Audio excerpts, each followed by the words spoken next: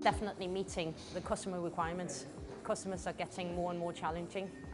They want to have services on a different level than they used to. We were used to for many years that you could more or less, the customers walked into the store and you just kind of service them whatever it was they were requesting. But the requests that are coming now are getting more and more specific. They don't just want to be a replication of the neighbor. They want to have specific things. They want to be treated as that unique customer that they actually are.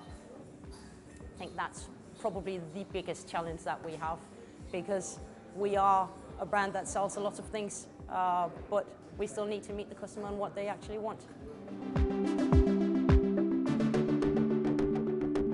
LS Retail has helped us tremendously in that respect, because prior to that, the POS system that we had wasn't really capable of actually seeing the customer and kind of do the mix and match that we have the opportunities to do today.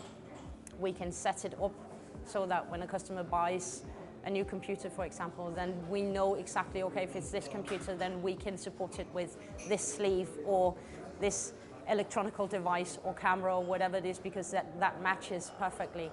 Our purchasing department can make those matches so that our stores people, not that they can't, but that they don't necessarily need to think about all the scenarios, because LS Retail actually shows it to them.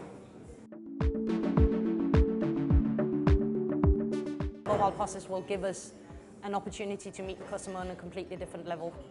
We have a saying that when you come into a Humac store, you need to be represented with the best customer service in Denmark in general. And the mobile POSes can actually give us those opportunities. They can support us, they can let us meet the customer on the floor and hear what they're saying and actually see whether or not we have items on stock without having to move around, see the prices. There are a few things that it won't be able to meet, but it's always like that, isn't it?